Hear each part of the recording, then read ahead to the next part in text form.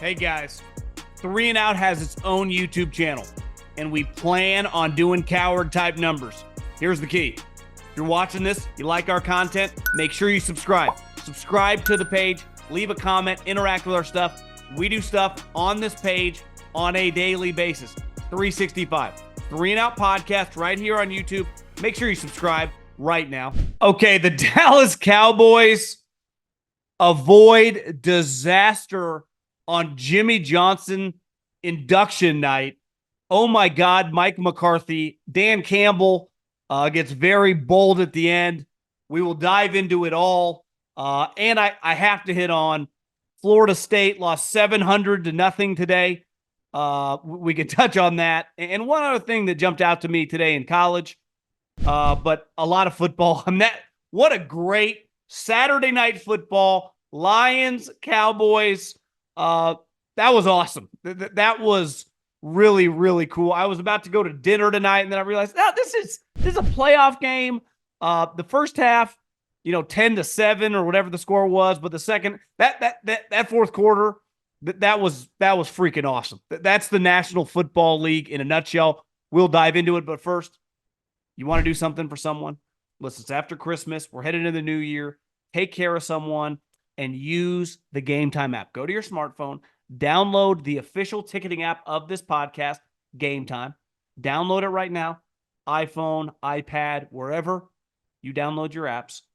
Buy a pair of tickets, concerts, comedy shows, NFL games. You want to go to an NFL playoff game? You want to go to an NBA game? You want to go to any college game? Gametime has you covered. Just sign up on the Gametime app. Pick the event you want to go to. It gives you great sight lines, price points, exactly where you want to sit, where you'd be sitting, and use the promo code JOHN. That's JOHN, JOHN. Promo code JOHN. Save yourself $20, your first pair of tickets. Cannot recommend them enough. JOHN, promo code JOHN. Save $20. Gametime app, love them. That was wild. As the Lions were driving down the field, I'm not going to lie, a couple weeks ago, and I've been saying this for a while, and I gave Jerry a lot of credit. After they beat the Eagles, and then they lost to the Bills, and Jerry came out in defense of Mike McCarthy saying, listen, everyone's pissed off that we just lost, but the reason this season has been so awesome is because of the coaching staff. Mike taking over the offensive play calls, how great obviously Dan Quinn retaining him. They pay him a lot of money. The team has been awesome. They look like they were going to be a major threat. And then they lost last week after Dak leads them on one of, honestly, like defining drives of his career. Like, what a moment. And then the defense can't get a stop. And then tonight, with a chance to put not the nail in the coffin, but put them in a position where the Lions ain't going to go, 40 seconds down the field, no timeouts, and score a touchdown. I don't care how many dump offs, even 15-yard plays you make, it's not going to happen. Yet they throw it twice. And listen, my theme of this night, and just in general in football, I am pro being aggressive. I'm always pro going for it, pedal to the metal, whether it's in your personal life, whether it's in your professional life, all for it. But there's a time and there's a line between doing what's smart and being reckless. Brandon Staley, for a lot of his career, was reckless, and it ultimately led to his demise. And the reason he's no longer the Charger coach, because when you do it too often and you don't get it, it's the difference between making the playoffs and not making the playoffs, winning a playoff game and not winning a playoff game. And Mike McCarthy coming in, this was not must win for the Lions. Lions have already won the division. They've basically locked up the 3 seed. Like, the Lions are going to host a playoff game. Won the division for the first time in 30 years. I was 8 years old when the last time the Detroit Lions won the division. Incredible accomplishment.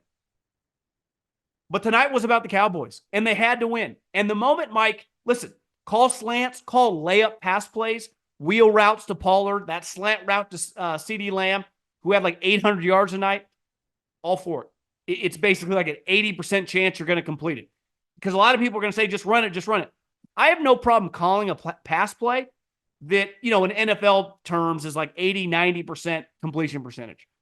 But that play that Dak threw it out of bounds is honestly, given what was on the line tonight, one of the bigger head scratchers. Like, what the fuck are you doing? Probably some of it's on Dak. You can't make that throw. The play call, the whole thing. That was embarrassing. And then to give them the ball back with all that time, and as they're driving, which what looked like to win the game, because they basically did, the Lions screwed up. He clearly didn't, call himself eligible on that play call, which was a fantastic play call. The one thing you wonder is when they announce 68 is eligible, the defense would look at him a little differently. So when they don't call him eligible, part of the reason he's wide open, I'm going to give Dan Quinn and his defense a little bit of benefit of the doubt. No one's paying attention to him. And so if he does kind of throw his hand up, say he's eligible, does he end up that wide open in the corner of the end zone? Who knows? Probably not, but you never know. We've seen it before. But they never should have been in that position in the first place. Tonight is a night on Jimmy Johnson's night, and we'll dive into him in a second, with all the legendary Cowboys in attendance, with who knows how many people are watching, 30, 35, 40 million people. Saturday night, holiday, nothing else going on. If Mike McCarthy would have blown that game, even if he won a playoff game and got bounced in the second round, I think that'd be hard to shake. Because listen, it is difficult I've been to a lot of NFL games. I'm sure a lot of people listening or watching this have been too. The flow at an NFL game and the time that you have when you're sitting there on the sideline, you're sitting in the stands, is a lot different than when you're sitting on your couch, slamming a beer, popping a Zin, slamming some, whatever you're drinking, right? The pace is a lot different. That's inexcusable. Like, that's not one of those, listen, it's a lot harder on the sideline. That was embarrassing. And it really could have and should have cost him the game.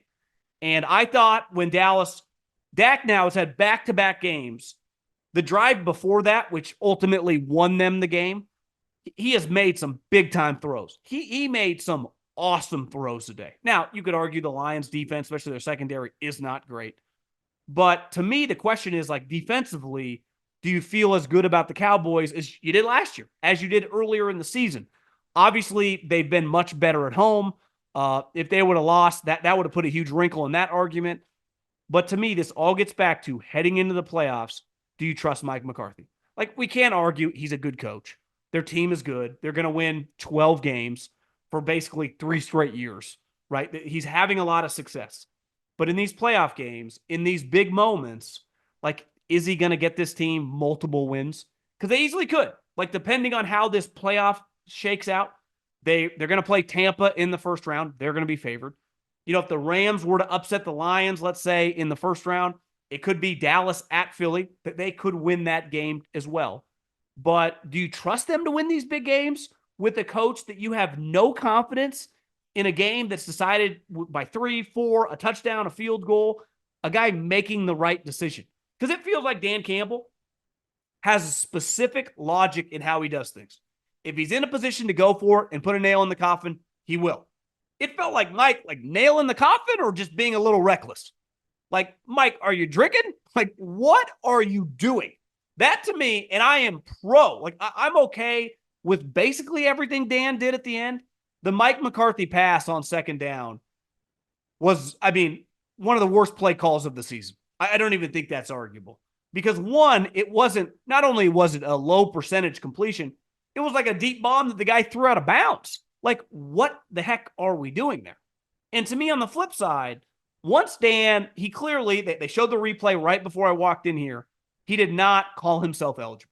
So when he doesn't do that, and I know the other tackle was pissed off, Dan Campbell's freaking out, but it looked, from my vantage point, I'm recording this before the press conferences, no one said anything. And the referees clearly did not call it, which they have to do to let the defense know who's eligible.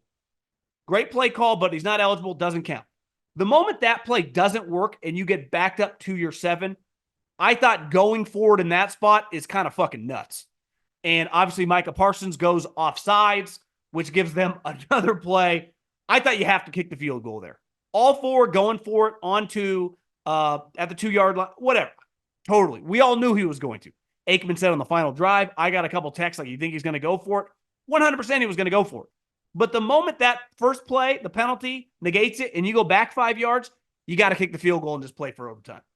And I know, like, you have less to lose because ultimately, like, the game does matter because if you win this and the Niners or the Eagles were to the Niners were to lose one of the last two games, the Lions would be the number 1 seed. You got to kick the field goal there. To me, that's my only issue with Dan Campbell in the fourth quarter, that he did not kick a field goal from the 7-yard line. Like, you kick the field goal, you play to overtime, and you take your chances. Because clearly your defense had played pretty well in this game.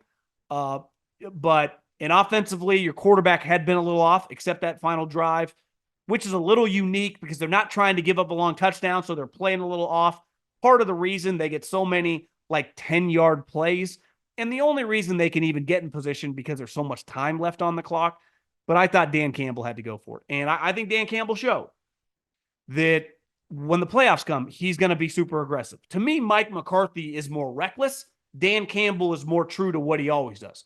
It feels like Mike McCarthy just doesn't have a great feel for these late game situations, time and time again. Because the talk is going to be, if he gets bounced in the second round, what's Jerry going to do? It's a very hard position for a guy that is consistently winning that. His team is good. They're winning multiple, they're winning playoff games. They're winning 12-plus games. But you're not winning a Super Bowl with that type clock management consistently. It's one thing, one game fuck up, whatever. But it's time and time again with that guy. And if I'm Jerry tonight, I'm not that happy because I thought that was one of the more embarrassing moments of the season. No different than Dan Campbell, right? To me, to not kick the field goal at the 7-yard line was reckless. A lot like Mike McCarthy throwing the ball on second down. Reckless. Stupid. What are you doing? This is not a high percentage play. You don't need to do this. If you had to win the last 2 games to get in the playoffs, totally understand. But you're not in that position. You take it to overtime, who knows? Maybe they fumble, maybe you get an easy field goal, you win the fucking game, you're the 1 seed. So I hated that play from Dan Campbell. And the Cowboys, I wanted to have more faith in them coming into the playoffs, but I just don't. I really don't. Now, it doesn't mean I'm definitely going to pick them in the first round.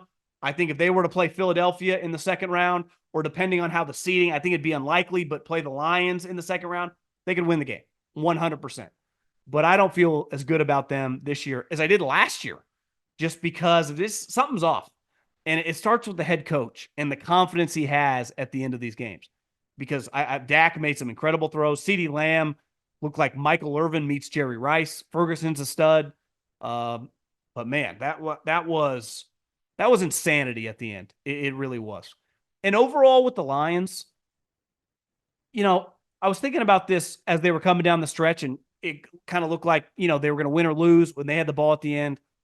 To me, if they were to win one playoff game, it's one of the most successful seasons in the history of the franchise. I think that's what it all comes down to now. They're going to host a playoff game. Assuming the Niners win tomorrow and the Eagles win out, the Lions are going to be the 3 seed. And there's a decent chance they play the Rams, right? Which I've been saying for a while is going to be the Monday night football game. If they win that game, even if they get destroyed in the second round, who cares? That is a wildly, wildly successful season. And if I'm a Lions fan, all the talent you have on your team, the one big picture question mark is the quarterback, who's definitely solid. But tonight, he threw 2 devastating picks. And the pick toward the end of the game was pretty awful, right? That just, you can't have turnovers in the fourth quarter of a game that's tightly contested. Especially, this was essentially a playoff game. And Jared Goff made losing plays. So the question is, how do you ever upgrade that? They're going to be good for a while. It's going to be difficult. I just think, you keep drafting quarterbacks.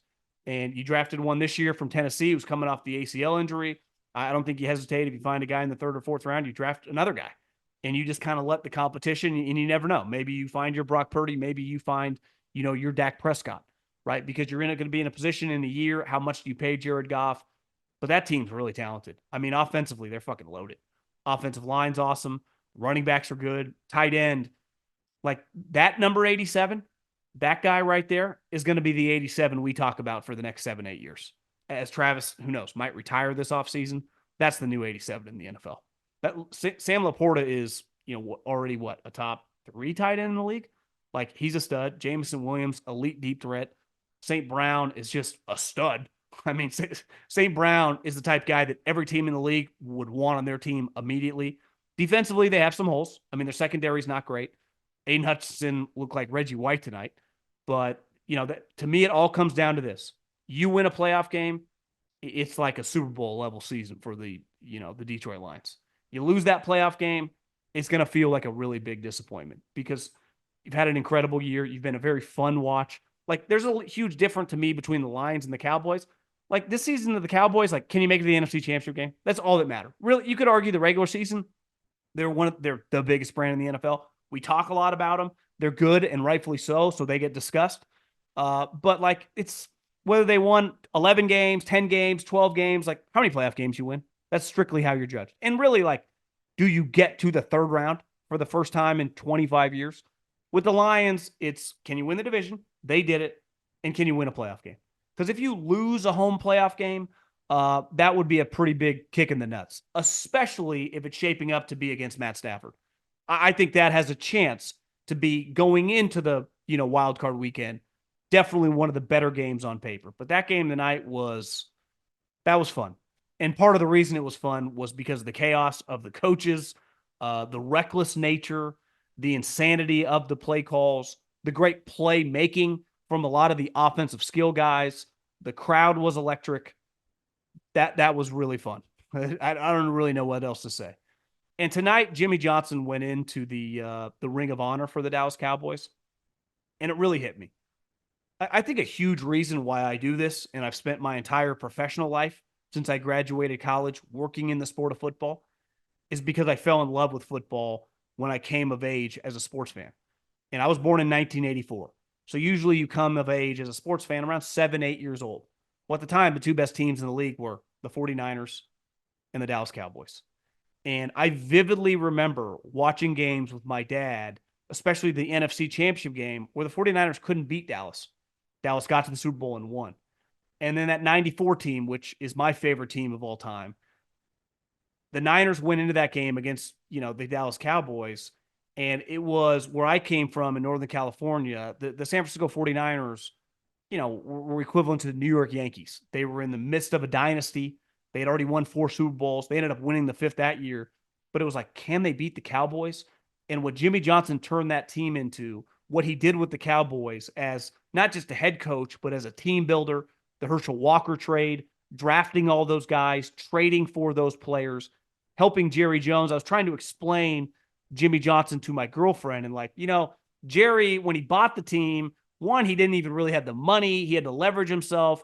And then he fires this legendary coach, Tom Landry, for his buddy that he played with in Arkansas. But he wasn't just his buddy. He was kind of a legend in college at Miami. And then he gets to the pros and they're fucking terrible.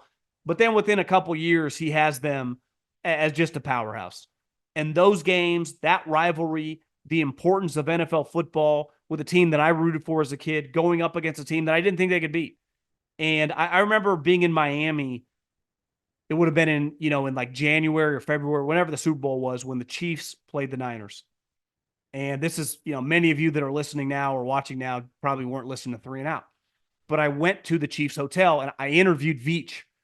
And after I interviewed Veach, I stayed. I went and hung out with some buddies that are on the staff. They still are. Rick Burkholder, who's a trainer. I was BSing with him and a couple other buddies on the scouting staff. And we were sitting down having some coffee. It was in the morning.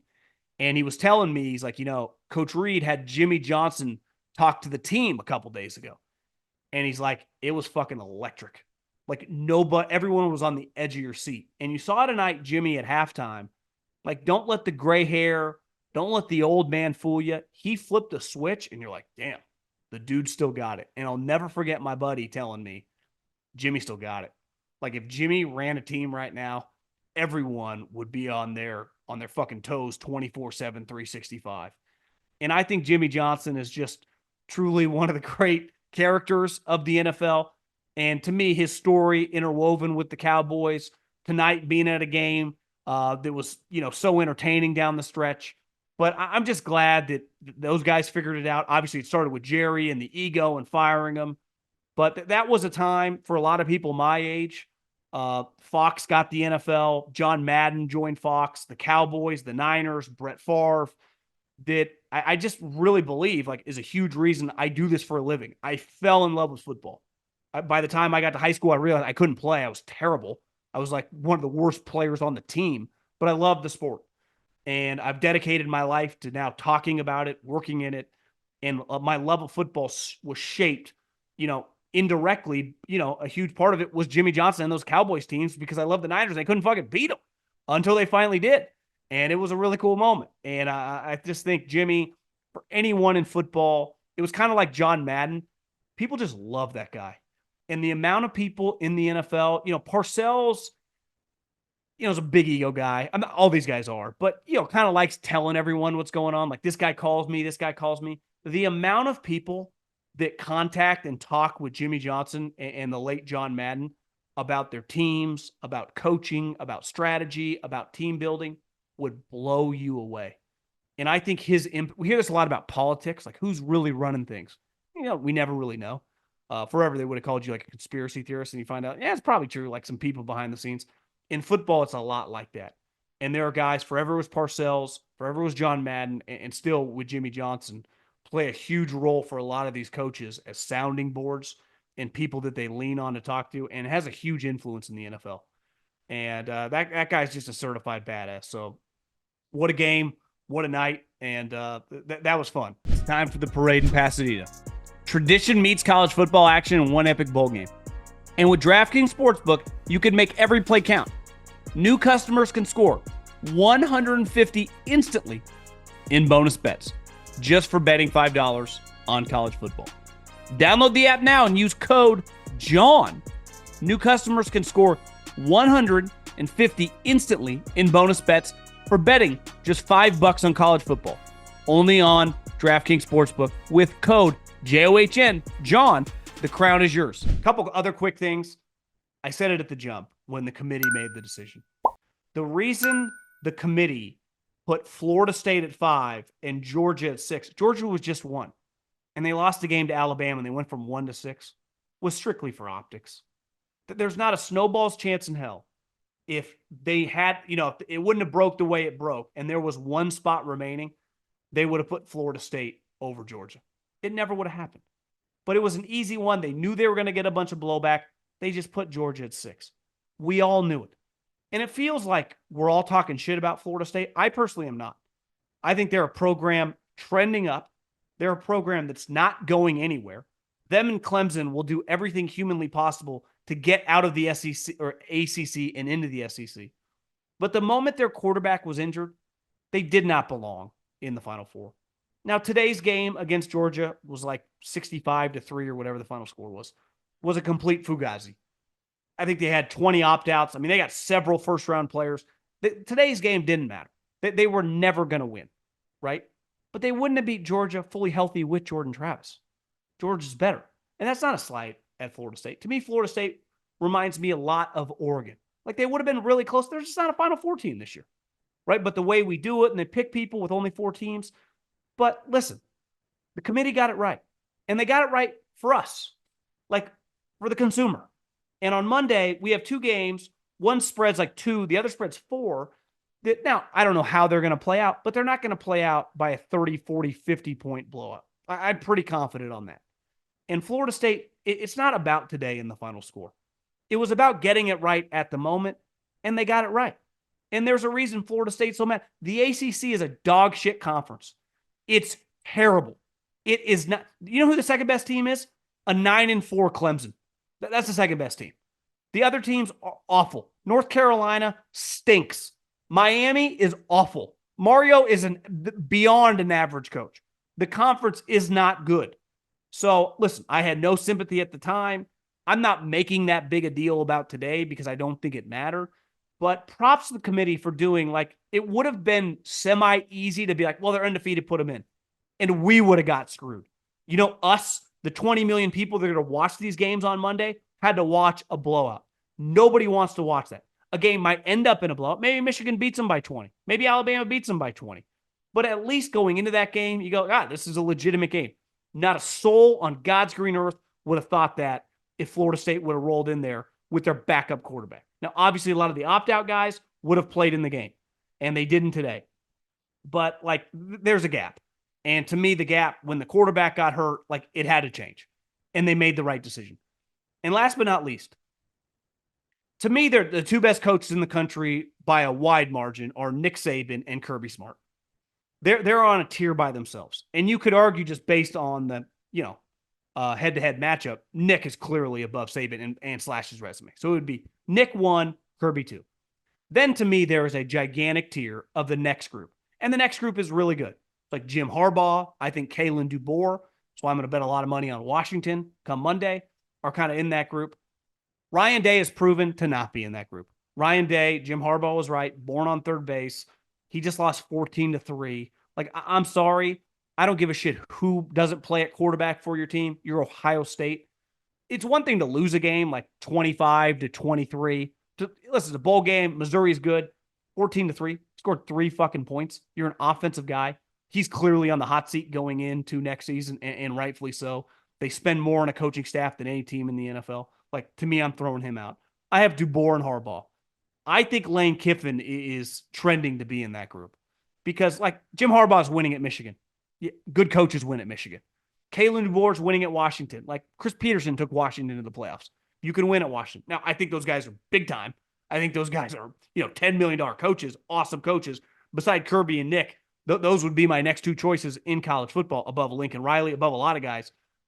But I think Lane Kiffin, what he's done at Ole Miss, he's not coaching at LSU. He's not coaching at Georgia. Do you know this? A couple years ago when Dan Lanning got the Oregon job, Lane wanted it. But Lane's got a lot of red flags, right? A lot of shit happened in his coaching career. Like, I'm telling you, the Joey Freshwater thing makes a lot of these ADs a little nervous. He shines in the SEC. They have less rules. I mean, Hugh Freeze is now the coach at Auburn. He literally was calling hookers from his company phone on the way to church on recruiting meetings. Now, he's a good coach, but the SEC doesn't care as much. I do think that Lane Kiffin is like a borderline top 5 coach in college football. He beat the shit out of James Franklin, who's also one of the highest paid coaches in college football. And I checked James Franklin. James Franklin has one good win in the last 3 years. He loses to Ohio State, and Michigan every single year. He beat Utah last year in the Rose Bowl, but he was up 21-14. Utah was driving their starting quarterback toward his knee. That's his one win in the last 3 years. And he's easily, like Mario Cristobal, one of the best recruiters in all of college football. Lane beat the shit out of him today. And Penn State was trying. And that was not a fair fight. So when I look at Lane Kiffin, I go, well, we talk so much about Lincoln Riley, offensive mind. Well, I watch Lane Kiffin's offenses. They're awesome. You know the difference between Lane Kiffin and Lincoln Riley? Lane cares about defense. He tries at defense. Now he's at a disadvantage. His NIL money is not Alabama, Texas A&M, Georgia, Ohio State. Like he doesn't have that type backing at Ole Miss, but his ability to dominate in the transfer portal and clearly hire really good coaches. Like, listen, say what you want about him. Joey Freshwater fired on the tarmac. The 2023 version of Lane Kiffin, if you put that guy at one of the true blue bloods, Ole Miss is not. You put him at LSU instead of Brian Kelly, I think he'd win a national championship. I think he's that good. And he continues to prove it. Hey, listen, I say the same thing about Florida State. I think Mike Norvell and everything at Florida State is trending in the right direction. They upgrade at quarterback, transfer portal, keep doing what they're doing, recruit well. They're going to be a team to, they're on the come. They're trending in the right direction. But Florida State should win. Like, if you know what you're doing, like, you're going to win at Florida State. Florida State, like, wouldn't take Lane Kiffin's calls. People, for whatever reason, some toxic thing around Lane Kiffin don't mess with him. But Ole Miss does. Why? Because they're a little bit of a renegade school. And look what he's done for them. I mean, he's just rattling off double-digit wins. You don't win double-digit games at Ole Miss consistently. And he's doing that now, especially in that division. Like, every year, he plays Alabama. He plays LSU. This year, you had to play Georgia. Mississippi State, like, is your rival. That's not like it's some easy game. A&M. And as Lane Kiffin said, A&M on paper is one of the best rosters in the country. So what Lane's doing, what an incredible bounce back. Because, a decade ago, he was a laughingstock. Even at Alabama, it's like, well, is this just Saban? And then he goes, to FAU and what he did there. But since coming to Ole Miss, what a hire. And props to them for taking, I don't even want to call it a chance, but having Lane Kiffin, because he's turned Ole Miss into like a legitimate borderline top 5 program in the country.